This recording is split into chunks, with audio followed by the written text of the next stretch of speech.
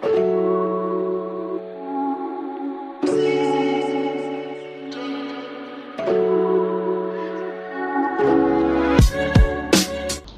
علیکم ورحمۃ اللہ وبرکاتہ۔ آج کا خطبہ آداب معاشرت کے بیان میں ہے۔ اس میں جو حدیثیں اور آیتیں ہیں ان کا ترجمہ سنایا جا رہا ہے۔ آداب معاشرت کہتے ہیں جہاں آدمی رہتا ہے، معاشرہ یعنی اس کی ہندی ہے سماج، تو جس سماج میں جس معاشرے میں آدمی رہتا ہے وہاں پر رہنے کے کیا طور طریقے ہونے چاہیے۔ تو رسول اللہ صلی اللہ علیہ وسلم کیسے رہا کرتے تھے، اس پر تو باقاعدہ شمائل ترمذی جیسی ضخیم کتاب حدیث کی لکھی گئی ہے، امام ترمذی نے لکھی ہے۔ وہ ایک 10 منٹ کے 15 منٹ کی تقریر میں خطبے کے ترجمے میں کہاں آ سکتا ہے، لیکن چند روایتیں اس میں بیان کی ہیں اس خطبے کے مرتب نے، وہ آپ حضرات کے سامنے پیش ہیں۔ آپ صلی اللہ علیہ وسلم سب سے زیادہ اچھے تھے، صورتاً بھی سیرتاً بھی، یعنی آپ شکل و صورت کے اعتبار سے تو تھے ہی سب سے اچھے اور خوبصورت، لیکن آپ کی سیرت بھی جو ہے وہ سب سے بہتر، سب سے اچھی تھی۔ آپ سب سے زیادہ سخاوت کرنے والے اور سب سے زیادہ بہادر تھے۔ بہادری میں عام طور پر نام آتا ہے امت کے بڑے بڑے بہادروں کا، حضرت حمزہ رضی اللہ تعالیٰ عنہ، حضرت علی رضی اللہ تعالیٰ عنہ، حضرت خالد ابن ولید، اور بھی بہت سارے بڑے نام ہیں۔ اور جب بہادری کا تذکرہ ہوتا ہے تو انہی کے واقعے اور قصے سنائے جاتے ہیں۔ حضرت ابو بکر رضی اللہ تعالیٰ عنہ نے حضرت ابو بکر رضی اللہ تعالیٰ عنہ نے فرمایا ہے کہ رسول اللہ صلی اللہ علیہ وسلم ہم میں سب سے زیادہ بہادر بھی تھے۔ اور پھر انہوں نے اس واقعے کا حوالہ دیا کہ تم غور کرو کہ سارا عرب جس دین پر ہے اس دین کے خلاف ان کو دعوت دینی ہے، اور سب کو بلایا ہے، سارے قبیلوں کو اکٹھا کیا کوہ صفا پہ کھڑے ہو کے، اور جتنے خاندان اور جتنے قبیلے تھے مکہ مکرمہ میں اس وقت موجود، ان سب کو آواز دی، جو دور تھے ان کو بھی، جو قریب تھے ان کو بھی، سب کو اکٹھا کر کے، اور پھر فرمایا، پہلے اپنی تصدیق کروائی کہ یہ بتاؤ تم مجھے کیسا سمجھتے ہو۔ تو کہا کہ محمد تم سچے ہو، امانت دار ہو۔ جو بڑا تھا اس نے ایسے کہا، جو چھوٹا تھا اس نے کہا کہ آپ تو بہت سچے، بہت امانت دار ہیں۔ تو آپ نے پھر تصدیق کے لیے فرمایا کہ اگر میں تم سے یہ کہوں کہ اس پہاڑی کے پیچھے ایک دشمن ہے جو تم پر حملہ کرنے والا ہے، تو سب نے کہا کہ ہم سب بس ایک لمحے میں قبول کر لیں گے اس کو۔ تو اتنا سب کرنے کے بعد آپ نے فرمایا کہ قولوا لا الہ الا اللہ تفلحوا، کہ تم سب کہو کہ اللہ کے سوا کوئی معبود نہیں، یہ مکہ بیت اللہ میں جتنے بت ہیں یہ سب جھوٹے ہیں، اور اس بات کا اقرار کرو اور تم کامیاب ہو جاؤ گے اسی کے کہنے پر۔ تو سب کے سب مخالف ہو گئے۔ پھر جو ہوا اس واقعے کا بیان کرنا مقصود نہیں ہے۔ آپ سوچئے کہ ایسی جگہ پر کھڑے ہو کر کے صرف رسول اللہ صلی اللہ علیہ وسلم تھے جو یہ کہہ سکتے تھے، اور آپ نے کہا اور سارے خاندان کو، ساری قوم کو اپنا دشمن بنایا، الا ماشاء اللہ جب گھر تشریف لائے تھے پہلی وحی کے موقع پہ، تو زوجہ محترمہ، پھر حضرت علی، پھر باہر حضرت ابو بکر، یہ سب لوگ ایک وقت میں ایمان میں داخل ہوئے، لیکن کوئی نہیں ہے ماننے والا۔ اور اس وقت اس بات کو کہنا جو ان کی گھٹیوں میں پڑا ہوا تھا، یعنی بت پرستی اور شرک، اس کو نکال کر کے باہر پھینکنے کی دعوت دینا، یہ کتنا عظیم الشان جرأت کا مظاہرہ تھا، اس کا اندازہ ہم آپ کر نہیں سکتے۔ کبھی ایسا موقع ہو تو دیکھیے،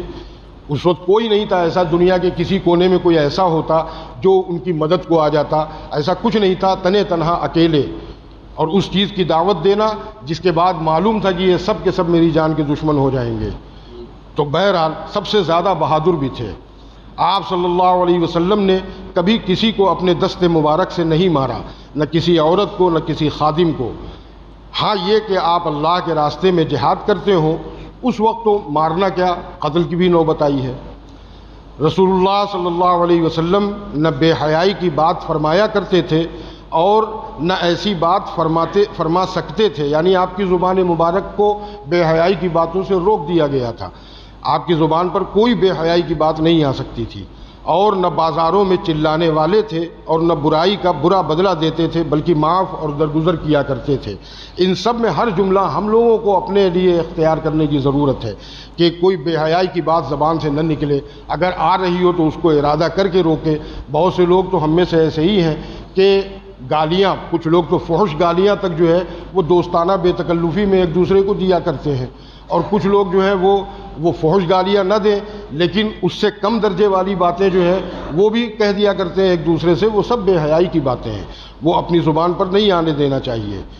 اور بازاروں میں چلانے والے نہیں تھے، یعنی بازاروں میں کا مطلب یہ کہ عام مجمع، پہلے عام مجمع، عام لوگوں کے مجمع بازاروں میں ہوا کرتے تھے، ہر جگہ نہیں ہوتے تھے، تو وہاں یعنی عام لوگوں کے درمیان آپ بہت تیز آواز میں، بلند آواز سے چلا کر باتیں کرنے والے، جیسے ہم لوگ کرتے ہیں آپس میں دوستوں کے ساتھ، تو چلا کر کے باتیں کرنے والے نہیں تھے، جو بات فرماتے تھے بہت آہستہ، بہت نرم روی سے فرماتے تھے،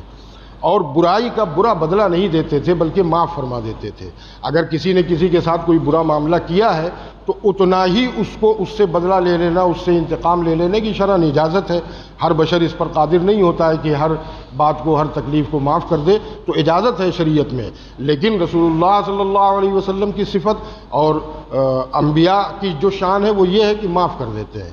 اور آپ صلی اللہ علیہ وسلم کے معافی کے واقعات فتح مکہ کے موقع کے آپ حضرات صحیح تاریخوں میں پڑھیں تو وہ صحیح سیرت کی کتابوں میں، تو آپ کو اندازہ ہوگا کہ کس کس طرح کن کن لوگوں کو معاف فرمایا ہے۔ تو بہرحال آپ برائی کا بدلہ برا نہیں دیتے تھے، معاف فرما دیتے تھے۔ آپ صلی اللہ علیہ وسلم بیمار کی عیادت کیا کرتے تھے، کسی کے بارے میں خبر ہو جائے کہ بیمار ہے تو آپ صلی اللہ علیہ وسلم تشریف لے جاتے تھے، اس کی عیادت کرتے تھے، اور جنازے کے ہمراہ تشریف لے جاتے تھے، اور غلاموں کی دعوت بھی قبول فرما لیتے تھے۔ اب غلام تو ہے نہیں آج کے زمانے میں، آج کے زمانے میں اس پوزیشن میں جو لوگ ہوں، مراد یہ ہے کہ کوئی نسبی برتری اور کمتری یہاں مراد نہیں ہے، بہت کم پیسے والے لوگ ہیں، بہت کسی کی دعوت کرتے ہیں، تو امیروں کی دعوت سے زیادہ جو ہے ایسے لوگوں کی دعوت کو قبول کرنا چاہیے۔ ہاں ضرور میں آپ کے وہاں آؤں گا، یہ حضور صلی اللہ علیہ وسلم کی شان تھی۔ آپ صلی اللہ علیہ وسلم اپنے پاپوش خود سی لیتے تھے، یعنی چمڑے کے جوتے وغیرہ جو پہنتے تھے، نعلین شریفین جس کو ہم لوگ جانتے ہیں اس کے نام سے، وہ اگر کوئی تسمہ ٹوٹ گیا تو جن چیزوں سے سلا جاتا تھا ان چیزوں سے لے کر کے اس کو خود ہی سی لیتے تھے، یہ نہیں کہ یہ ایسا کام ہے میں کیوں کروں۔ اپنے کپڑے بھی سی لیتے تھے اور اپنے گھر میں کام کاج کر لیتے تھے جیسا کہ تم میں سے ہر کوئی اپنے گھر میں کر لیتا ہے، اور بکری کا دودھ دوہ لیتے تھے اور اپنے کام خود کر لیتے تھے، یعنی اتنی باتیں جو شمار کی، امام ترمذی نے اس حدیث کو نقل کیا ہے، اتنی باتیں شمار کر کے ان راوی نے یہ کہا کہ اور اپنے کام خود کر لیتے تھے، یعنی یہ چند کام تو وہ بتا دیے جو عموماً لوگ دوسروں سے یا ملازموں سے کرواتے ہیں، اس کے علاوہ بہت سارے کام ایسے تھے جو خود کر لیتے تھے، کسی سے کہتے نہیں تھے ذرا یہ کر دو، ذرا وہ کر دو، ذرا وہ کر دو، جیسے ہم لوگوں کی عادت ہے۔ اپنے کپڑے میں جوئیں دیکھ لیتے تھے، یعنی کسی کی شاید چڑھ گئی ہوں، آپ صلی اللہ علیہ وسلم پاک تھے اس قسم کی گندگیوں سے، جواں یا کھٹمل یا اس طرح کی چیز آپ کے بدن مبارک میں نہیں رہ سکتی تھی، یعنی پیدا نہیں ہو سکتی تھی، تو لوگوں کے ساتھ بیٹھتے تھے، اس میں غربا بھی تھے، آپ نے چند جمعوں پہلے خطبہ سنا بھی ہوگا، وہ درس حدیث میں آیا تھا کہ اون کے کپڑے پہنا کرتے تھے کیونکہ اون آسانی سے دستیاب تھا ان لوگوں کو، تو اس میں گرمی بھی بہت ہوتی تھی اور اس قسم کی چیزیں بھی اس میں پل جاتی تھیں، تو کسی کی چڑھ نہ گئی ہو یہ دیکھ لیتے تھے، اور اگر مل گئی تو اس کو مار دیتے تھے، ختم کرتے تھے۔ آپ صلی اللہ علیہ وسلم بہت زیادہ خاموش رہنے والے تھے، یعنی خاموشی کو بہت پسند فرماتے تھے، کوئی وحی نازل ہوئی تو لوگوں کو سنا دیا، وہ تو ذمہ ہے، اور کوئی بات اللہ کی طرف سے یوں ہی دل میں ڈالی گئی اس کو بیان کر دیا، اور کہیں بہت ضروری ہوا تو بولے، جہاں نہ بولنے سے جو ہے وہ فتنے وغیرہ کا اندیشہ ہو، تو آپ صلی اللہ علیہ وسلم خاموشی کو، یعنی یہ نہیں کہ اب خاموش بیٹھے، ایک دوست مل گیا تو اس سے جتنی باتیں چاہے کرتے رہے، اس قسم کی عادت آپ صلی اللہ علیہ وسلم کی نہیں تھی، تو اور آپ نے اس کی بہت جگہ اس کا حکم بھی دیا، یا یوں کہے کہ تائید فرمایا من سکت سلم، بہت مختصر سا لفظ ہے کہ جو خاموش رہا سلامتی میں رہا۔ اسی طرح ایک اور مختصر حدیث ہے من صمت نجا، جو خاموش رہا اس نے نجات پائی، تو خاموشی میں بہرحال خیر ہے، علاوہ اس کے کہ شرعاً کہیں ضرورت ہی ہے بولنے کی تو اس وقت چپ رہنا جو ہے وہ جرم ہے، گناہ ہے۔ حضرت انس رضی اللہ تعالیٰ عنہ نے فرمایا کہ میں نے رسول اللہ صلی اللہ علیہ وسلم کی 10 سال خدمت کی، بس مجھے کبھی اف نہیں فرمایا، اور نہ کسی کام پر یوں فرمایا کہ تم نے یہ کیوں کیا، اور نہ کسی کام کے متعلق یوں فرمایا کہ کیوں نہیں کیا۔ اب حضرت انس رضی اللہ تعالیٰ عنہ آپ صلی اللہ علیہ وسلم کی خدمت میں 9 سال کی عمر میں آ گئے تھے، اور 19 سال کی عمر تک آپ صلی اللہ علیہ وسلم کے خادم خصوصی اس طرح رہے کہ گھر میں آنا جانا تھا۔ پھر جب آیت حجاب نازل ہوئی، پردے کی آیت نازل ہوئی، تو یہ بالغ ہو چکے تھے، پھر یہ گھر کے باہر رہنے لگے۔ خادم تو سارے ہی صحابہ تھے، لیکن یہ مخصوص خادم تھے۔ تو 10 سال کا 9 سال کا ایک بچہ جو 19 سال کی عمر تک رہا، لیکن 9 10 11 12 13 یہ سب تو بچپنے کی عمر ہے۔ یہ ممکن ہی نہیں ہے کہ کوئی بچہ ایسا ہو اور خلاف مزاج اس سے کوئی بات ہی نہ پیش آئے، ایسا نہیں ہو سکتا۔ اپنے بچوں کے ساتھ پیش آتا ہے، اپنے بچے اس طرح کرتے ہیں، تو وہ گویا ناسمجھی سے سمجھ کے زمانے کا وہ سفر تھا حضرت انس کا، تو بہت سی باتیں ایسی پیش آئی ہوں گی جو مزاج نبوت کے خلاف رہی ہوں گی، لیکن حضرت انس فرماتے ہیں کہ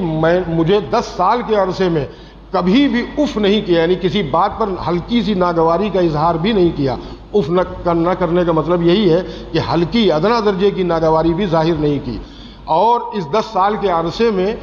اس حدیث میں وہ الفاظ نہیں ہے لیکن مفہوم اس کا یہی ہے کہ بہت سارے ایسے کام تھے جو مجھے کرنے کو کہے اور میں نے نہیں کیے، تو کبھی یہ نہیں کہا کہ انس یہ کیوں نہیں کیا، یعنی جو میں نے تم سے کہا تھا کام وہ کیوں نہیں کیا کہ الفاظ اس میں ہے حدیث میں۔ اور بہت سے ایسی باتیں بھی ہوتی ہیں جس سے بچوں کو منع کیا جاتا ہے، دیکھو یہ مت کرنا، دیکھو وہ مت کرنا،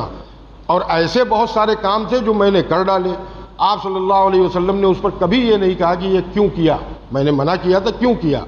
تو یہ ظاہر سی بات ہے، یہ کوئی شرعی بات نہیں ہوگی، کوئی شرعی حکم تو ہوگا نہیں جو انہوں نے توڑا ہو، ورنہ حضور منع کرتے، کہتے یہ کیوں کیا یا کیوں نہیں کیا۔ یہ وہ باتیں ہیں جو عام طور پر بچوں سے سرزد ہوتی ہیں، اور کچھ ان کی معصومیت کی وجہ سے، کچھ بچپنے کی وجہ سے، کچھ نادانی سے، کچھ لاڈ اور پیار میں بہت ساری باتیں ہوتی ہیں، لیکن 10 سال کے عرصے میں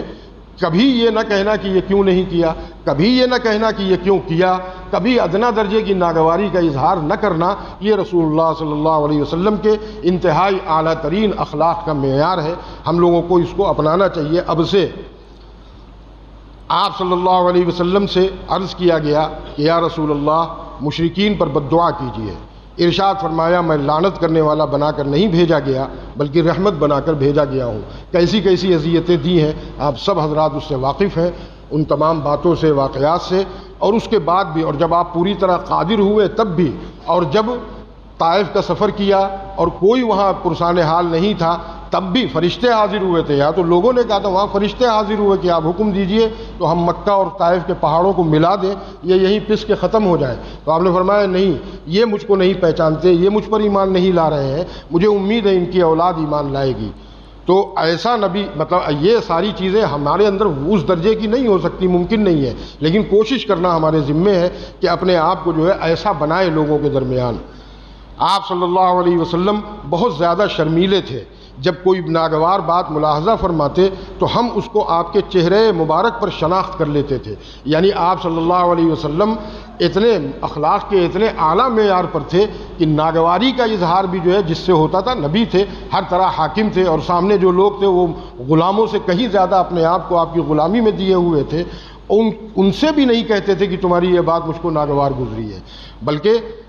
ظاہر سی بات ہے چہرہ بالکل شیشے کی طرح تھا تو جذبات آتے تھے چہرے پر، تو صحابہ فرماتے ہیں کہ ہم ان کو چہرے سے پہچان لیتے تھے کہ اس بات سے ناگواری ہوئی ہے۔ آیت مبارکہ